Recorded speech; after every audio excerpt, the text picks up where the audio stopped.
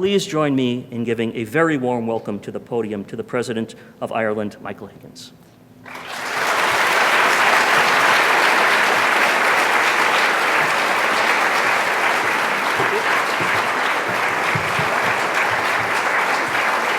you very much. Welcome.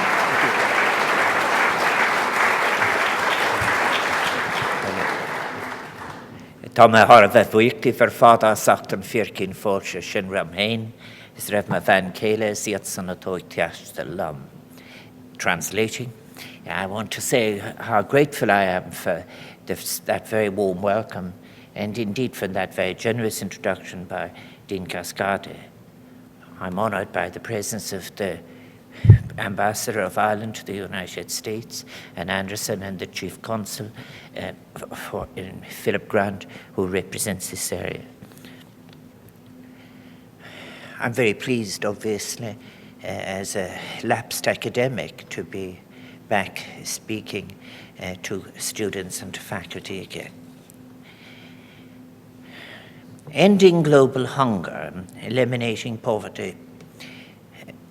May I say one other introductory remark, maybe, and that is that there may be a longer version of my paper which will join other papers that are on www.precedent.ie.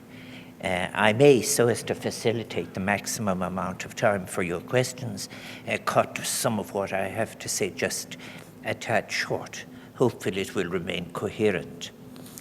Contusnu, to make a beginning. Ending global hunger, eliminating poverty, are not new challenges.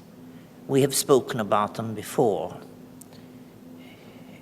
Philosophically, the challenge is, are they rhetorical flourishes, or can they be converted into an intention, delivered into policy, forming, I think, new outcomes, new possibilities for us all?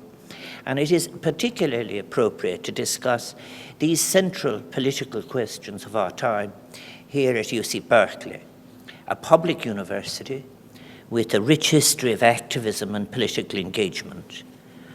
I strongly believe that our universities have a crucial role in forming, creating, changing our public political discourse.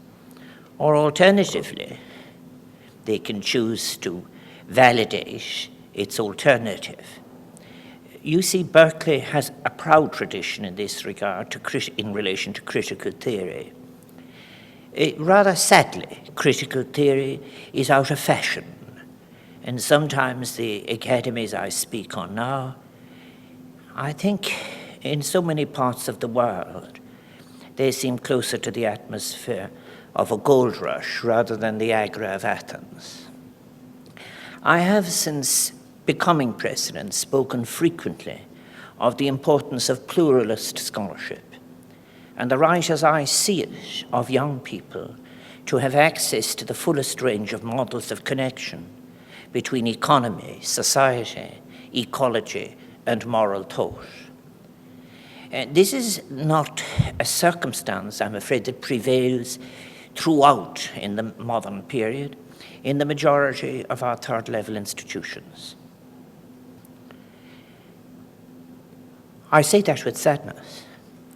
In many, whether consciously or unconsciously, they find themselves functioning within a paradigm of thought that is sourced in the needs, demands, employment, or suggested career prospects of corporate institutions, and among them, ones that often advocate for the dominant ideological abstraction of the day, which suggest an inevitability in economics of an unrestricted market model, one which the best assumptions of that ideological set of assumptions has to offer suggests to us that it is the only basis for rational utility maximizing decisions, not just in relation to matters material, but into an ever-increasing range of life.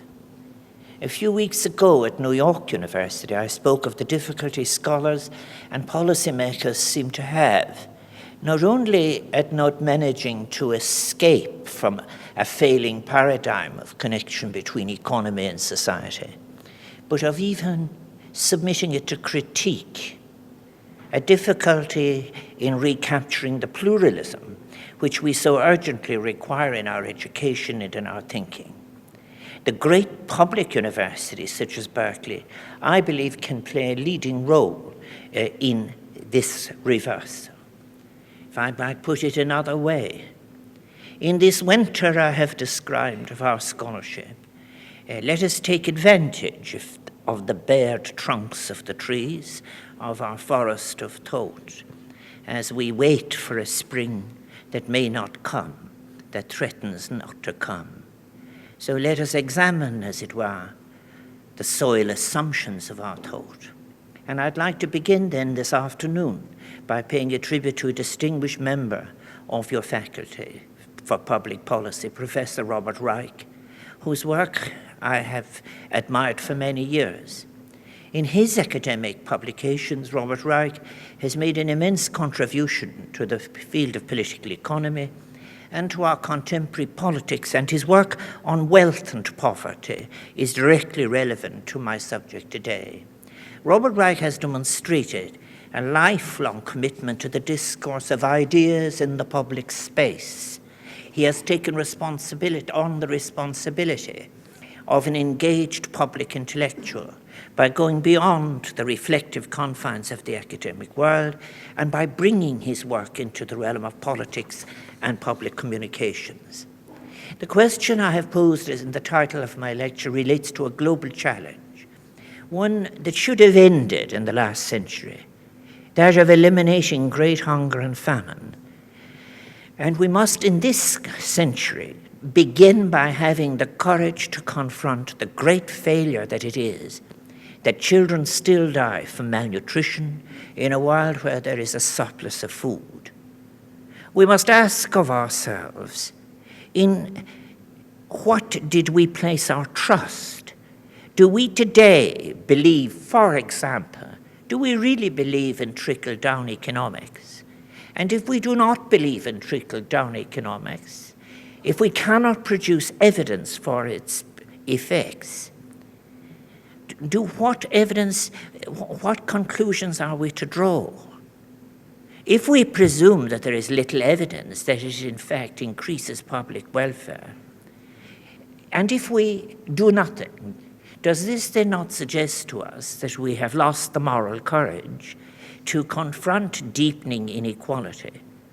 Or are we somehow, maybe it's a better hypothesis, are we like those tadpoles in R.H. Toney's work where he suggests we are waiting to sprout a jaw, leap to earth and become a frog?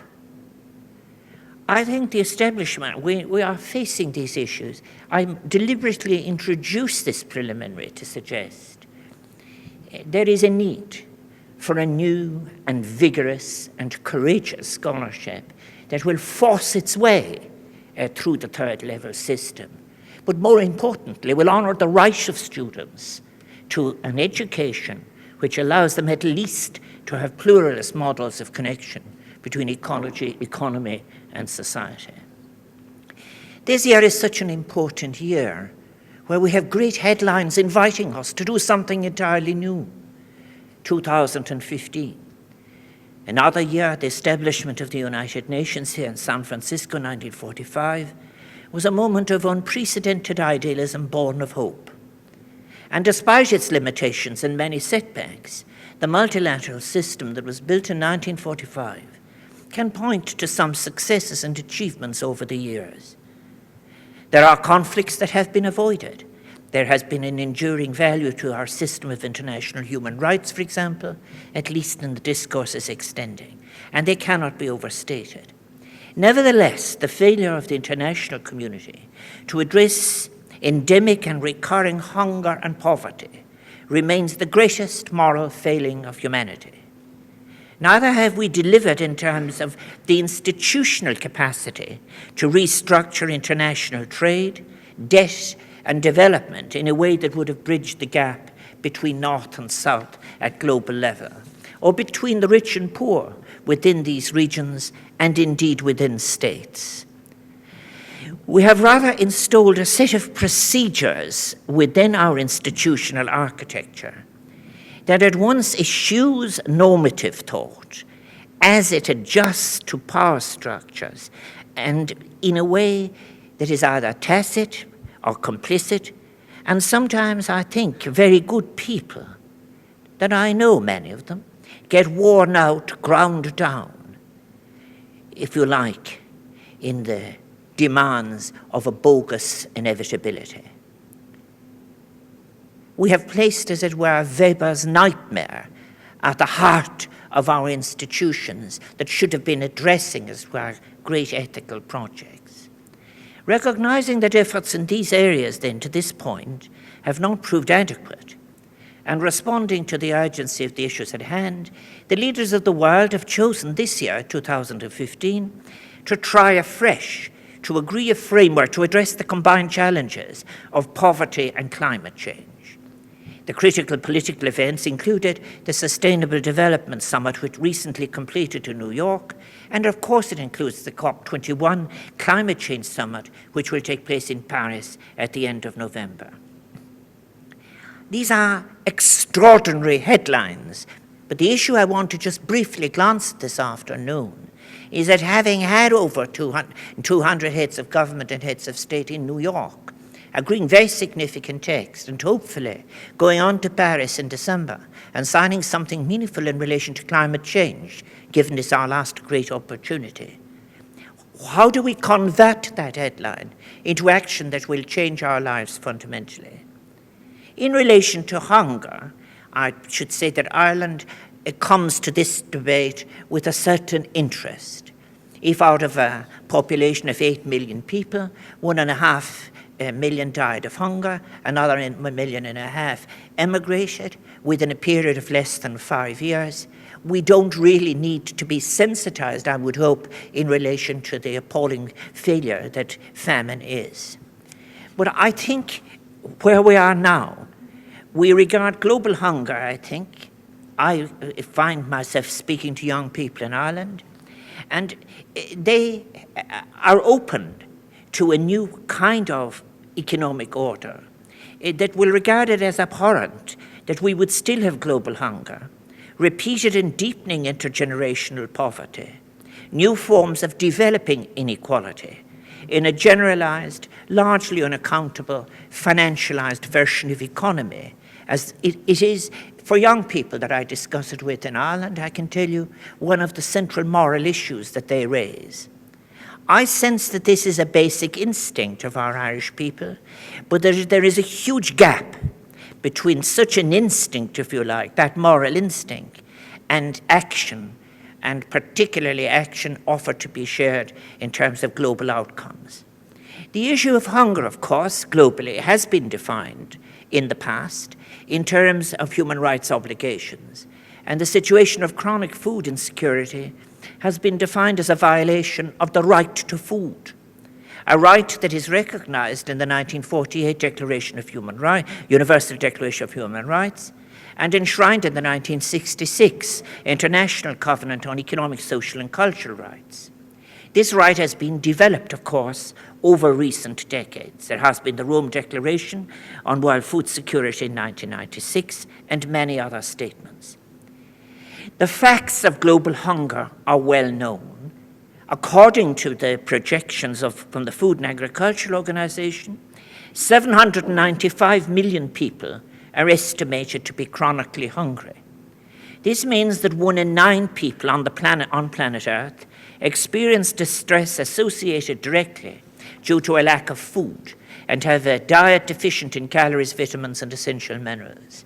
The vast majority of these people suffering from hunger, 780 million people, live in what are commonly referred to in academic quarters as developing countries. But of course, hunger is growing within the cities of the developed world, as the massive expansions of food relief centers in major cities now attest. It's very interesting to talk of the atmosphere that is now in relation to the Sustainable Development Goals and how it differs in the Millennium Development Goals, the ones that ended in 2015. The previous discourse assumed that the adjustment had to be in the South, and thus you would have had at the debates at UNCTAD and so forth, and at Doha and others, divisions between the North and the South. The North frequently, I recall reading the detail of a Swiss ambassador who writes home to say, we're having a very successful time. We're blocking everything. It would take them 350 days to advance the text. But now the North is in the South because you have elites in the South who are quite destructive in their policies. But equally, the South is in the North because you have a growing number of extremely poor people and people whose incomes have flattened and decreased in what was previously regarded as the developed part of the world. Hence, you're getting food questions. And also you have, if you like, a structure that has moved out of accountability, away from political accountability very much, in a financialized version of the economy, about which I just want to say a word in a moment. But over 90 million children under age 5, 1 in 7 of the children of the world remain underweight. UNICEF estimates that 161 million children are chronically stunted, affecting their potential for physical and mental development, and 51 million children are suffering from wasting, a major indicator of acute malnutrition. More and more these issues are brought to our attention by non-governmental organizations and humanitarian foundations, which of course is welcome. But the politics of it all, and particularly the role of the state, is neglected. And we must recognize that there is a political and economic context or paradigm in which strategies to defeat global hunger might be constructed. And it is a very limited space. Since the 1990s, we are discussing all of these issues in an ideological atmosphere that is hostile to state activity. An atmosphere that also succeeds in making its own ideological strong market extremism through having it perceived generally in the same way as people in their day believed the world was flat, as some kind of inevitability in human affairs. Thus, eliminating global poverty then in such a view becomes a residual to mainstream macroeconomics. It becomes appropriate for foundations and NGOs. And frankly, as far as they are concerned, when one speaks to them, this is of course an abuse of philanthropic intention and volunteering. And if we then are to recover a sufficient public policy response, I suggest that those who are hungry must not be reduced to the level of a target group, not yet satisfied, but rather must be regarded as global citizens who, if we believed our own rhetoric, are not enjoying the right to food. Citizens who are not just hungry, but prevented by indigenous or exogenous forces from the capacity to produce food in a form and a manner that fits within their culture. Ideally, this might suggest that in the future, in the case, let us take the youngest continent of the planet, the case of Africa, that it might be from within African states that the policies will come forward that will establish social floors below which their citizens will not be allowed to fall, and policies will emerge which will include food sufficiency with adequate nutrition. But there are external factors leaning on such possibilities. Unfair trade, and including inherited debt in all its different forms, including odious debt. And thus achieving the necessary outcomes will require achieving the freedom to push essential needs ahead of other obligations, sufficiency ahead of insatiability in the case of a number of states. I want to give one example. The example is Liberia, Sierra Leone, and Guinea. They are required at the moment to continue servicing debt at the cost of an elementary basic public health structure which would enable them to avoid having a recurrence of Ebola. And the combination of expenditure on basic education, health is greater, that is less than what they are paying in debt service. I think in seeking an answer to these questions then, if I put them as a head of state, I'm frequently given the answer that this issue of debt, because it involves international debt, is a matter for the IMF. This is the statement that is made in the context of the recent meeting of the General Assembly of the United Nations in New York. Some people voted against the idea of having any examination of debt. Ireland most recently abstained, and a very large number of countries voted in favour of a resolution that would ask us to look at international debt. But that was just the General Assembly. And as everyone knows, real cooking happens over in the 5 permanent members of the Security Council. I am left to conclude that servicing the insatiable demand of creditors who are benefiting from global debt is taking precedence and is being supported in that view within some of our major multilateral institutions over the issue we're discussing this afternoon, reducing global poverty, eliminating inequality. Is there really any evidence that a political will to reform institutional structures, such as the Bretton Woods institutions, exists? Certainly it would seem not at the moment. And one, I think, has only to contrast the present atmosphere with the atmosphere of the 1970s, when there was a vigorous debate on reforming the United Nations. These points of historical and political context, they serve as background to the present efforts of the international community, which are currently being finalized. Recently, I attended what became the largest gathering of heads of state and heads of government of the United Nations, coming together to approve, as it were, a new plan of action for the world, a plan of action to tackle growing inequality, climate change, social exclusion, violence, poverty, and unsustainable consumption of the Earth's resources.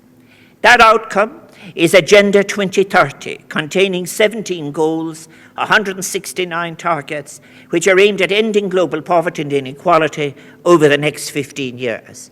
Although en passant, I say, it has some points in it where it speaks about eliminating gender violence. We can't wait for 15 years to end that. It should be ended today. I think that Irish diplomats played a very big role, particularly our permanent representative of the United Nations, David Donoghue, with his Kenyan colleague, in structuring the negotiations. Let me just say a word about its significance. This Agenda 2030 is of unprecedented scope and significance. It is accepted by all countries. It is not the North looking at the South. It is universal in its intention. I think it takes into account 2 different national realities, capacities, and levels of development, and it does ask, for example, those who have signed up to it to address their own issues to the bottom 40% of their populations. Yes, these are universal goals and targets, which involve the entire world developed and developing alike. And they're integrated and indivisible, and they balance the different dimensions of sustainable development. 2 years' work went into them, and I think the result of that is there also was a public consultation and engagement with the civil society and other stakeholders around the world. And I think this, if you like, allowed the voices of some of the poorest and the most vulnerable to come into the debate. But the issue is, if this does not lead to significant new changes of an institutional kind between and inside countries, it will have been an exercise in bad faith. The goals, as they're expressed, confirms, I think, and strengthens the precedent of giving citizens' organizations a place at the negotiation table. It puts a responsibility on states for their own people, and then I think as well the inclusion of the non-state actors was important. But I put in a caveat here about all of this. Where is the role of the state in it all, in terms of, is this fashionable notion that you can in fact shift to the civil society those matters upon which people previously voted? And is this unrelated to the fact that you have very large multinational corporations who are accountable to nobody in any generation in relation to the consequences of their action? A further significant dimension of the new goals is the place afforded, as I have said, to gender equality. I've already spoken about gender violence, but women produce more than half of the world's food, but they have largely been confined to the role of invisible actors in developing agriculture and development strategies. In some strategies, for example, ones that privileged a role for private banking, proposals for turning previous common land into a set of private titles that could be used as collateral for a private bank has had the effect of sweeping the land from under the hose of the women who are using it in the heat of the sun. Yet that proposal is still being advanced and proposed and supported by many places in third-level colleges, by some NGOs in Africa itself.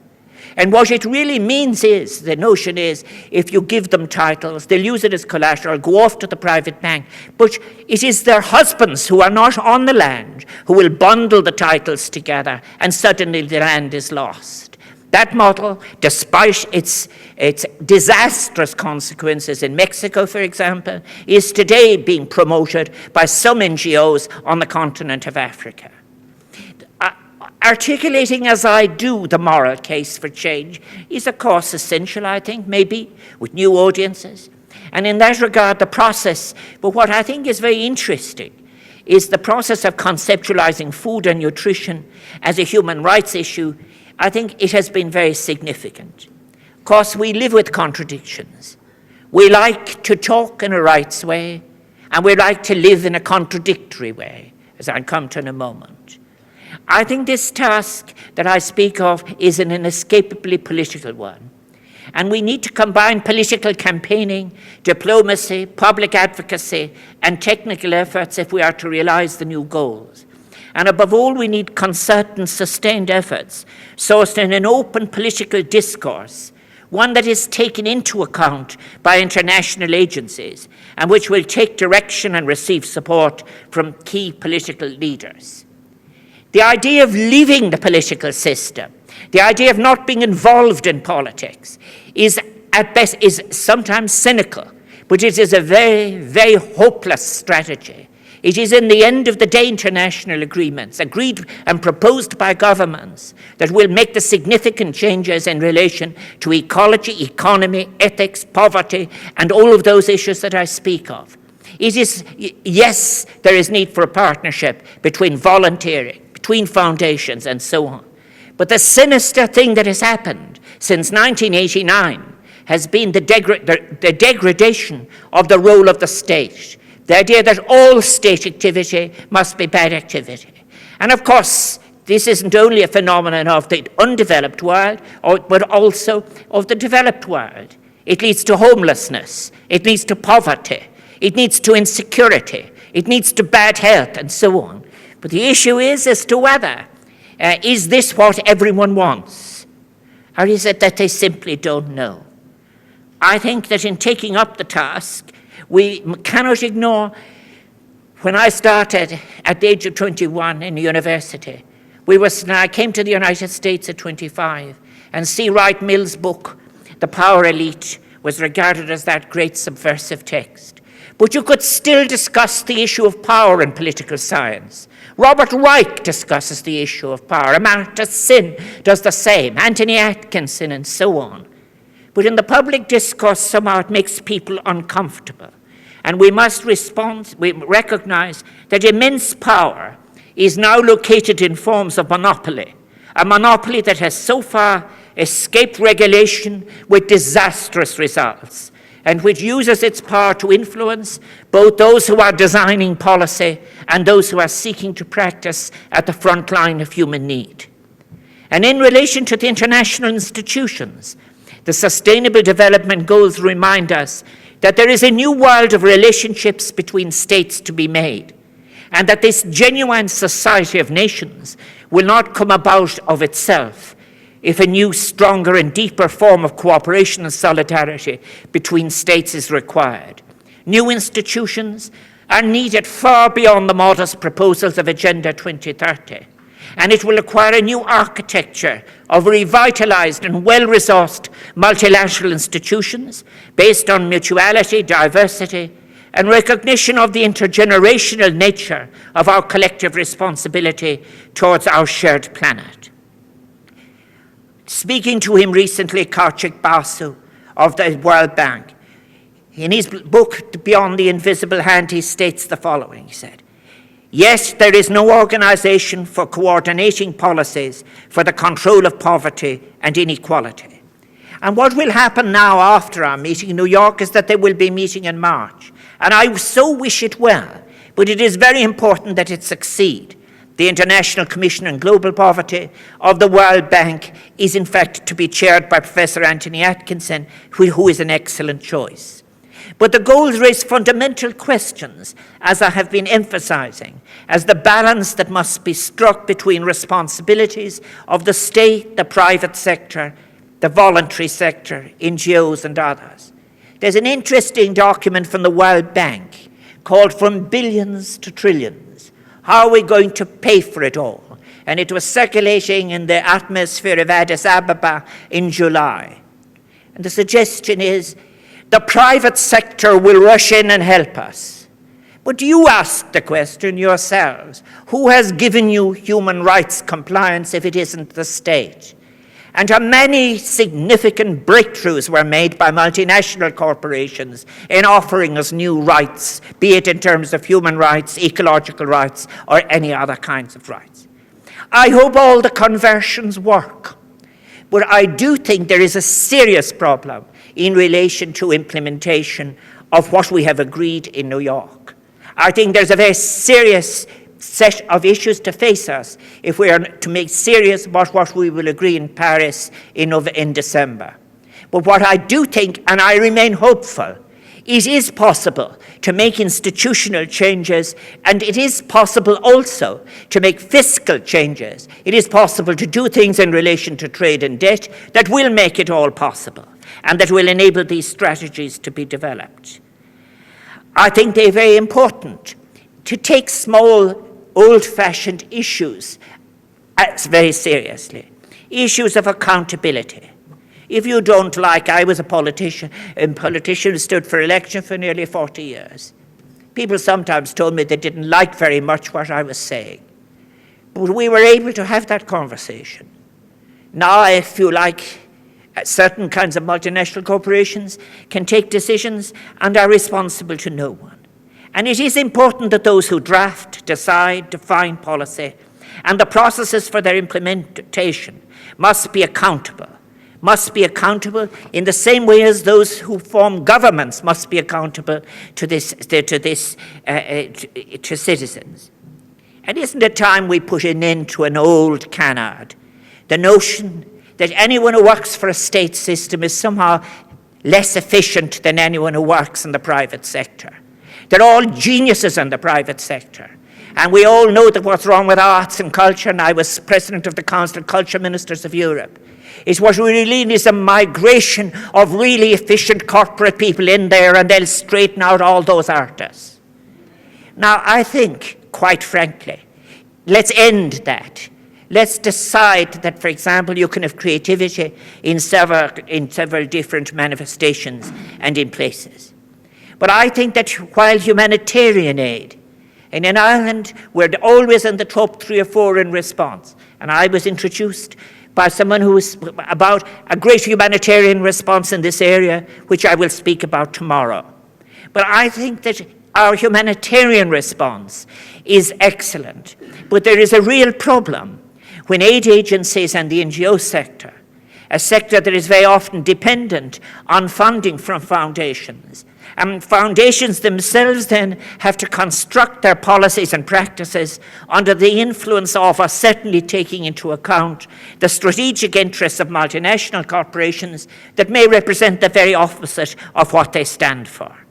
If we are to eliminate global hunger, we cannot confine ourselves responding to immediate needs. We must meet the obligation that is involved in creating the capacity in differing circumstances and cultures of our fellow global citizens to achieve food sufficiency. There's a clear distinction between an immediate response to famine and hunger and one that provides essential food. I think what is required is a holistic approach in response to issues of famine, global hunger, poverty, nutrition, and food production. I think, for example, I gave the example of the women in Africa. It is possible to craft into all of the development strategies, as indeed Irish Aid does in Malawi, issues of land security, issues of seeds, technology, and access to advice. They're crucial elements in achieving long-term food security. May I give you another example that is interesting, though, about that? If you had a high-nutrition biscuit that was produced by a company and you wanted to circulate it, obviously it will do in the short term. But what when you suggest that this is going to be the semi-permanent source of food from people who have not the capacity either in land or advice or seeds to produce their own food? And if you are going to offer them seeds that will produce a better crop, are you going to put the requirement on it that it will be blind seed and that they can keep none of it, or that they enter into a new dependence? In all of this, as you try to take it apart and understand it, there are all these murky areas of unaccountability. So what is needed post-New York and post-Paris is a kind of scholarship, a kind of practice, a kind of approach to defining development that is able to take all of these different issues and seek a consensus so that we at least openly know what we are doing. I think there are great successes happening that we can build on. Yes, it is the case. I think at the moment, the population of undernourished children, undernourished went down from 18.5% to 13.1% since 2000. And yes, child stunting, we have in fact gone from 37.5 to 28.2. Children wasting gone from 9.8 to 8.8. But really, when we have reported all of this, those children dying before the age of 5 has dropped from 8.2% to 4.9%. But it's never a percentage. What about all of these children? And then again, sometimes we blind ourselves. We say we achieved all of this because of the Millennium Development Goals. But then you take the achievement of China out of it and Brazil, and you see that the performance was quite scattered across different other countries. And of course, you will never hear it articulated that the program in both Brazil and the People's Republic of China was spearheaded by the state. I think that I want to finish by saying another thing in relation to this question of famine, this question of poverty. It is so powerfully affected by conflicts. And every time we fail in diplomatic intervention, we create the capacity for further huge losses in relation to hunger and losses of life. Let us take the war in Syria and the resulting humanitarian disaster in that region. Remember, on our planet at the moment, there are 63 million displaced people. But there are many, many conflicts that have the capacity to create huge acute humanitarian challenges. Some already there, like in South Sudan, others emerging in West Africa. And they are what are presenting the most immediate threats of famine in the short term. But each of these are conflicts which are solvable by diplomatic intervention, which is why I strongly support all of our diplomatic efforts. They are not just to be recognized as important when they succeed, but in every attempt that they make in trying to solve conflicts. In the medium term, our efforts on the resolution of wars must be a priority. And in the short term, there's a need to ensure the necessary resources are in place. Can you think about this situation over the border in Turkey with the Syrian refugees, where the food packages being distributed by the World Food Programme had to be halved by 50% because the pledges from the international community hadn't come forward. And those in the camps had halved their food halved because of the insufficiency of the pledges. And that's another issue why we must remove bad faith from these great international gatherings. You always have it. you have a queue of people at a pledging conference, and you look within 5 years afterwards and you ask how much of it was actually delivered. And you can do that as a research project for yourselves. I think that it is the impact of extreme weather events, because issues that we've been dealing with in relation to sustainable development goals are crucially connected to what we will decide in relation to climate. But I think that many of the instances of political instability and civil strife, they have deep roots in the tensions arising from changing weather patterns. I think that one of the problems that we now have to do is, in today's world, the vast majority of deaths, they don't from hunger. They do not occur in times of famine and conflict as we might have seen it in the Irish case, or exceptional climatic conditions. Most victims of hunger, in the north as well as the south, they suffer in silence, away from the headlines, from chronic lack of access to adequate food. And this silent suffering represents, I repeat, the great ethical failure of the current global system. Perhaps it's the one that's most challenging to address. And the source of this hunger is not a lack of food in the world, but the moral affront of a poverty that produces it, one created and sustained by gross inequalities across the world. Inequalities of power, I've given instances.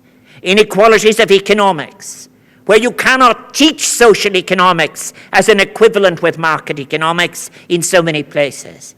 Technology, science, which have the capacity to be, if you like, delivered within a citizenship model, but delivered exclusively in a market model.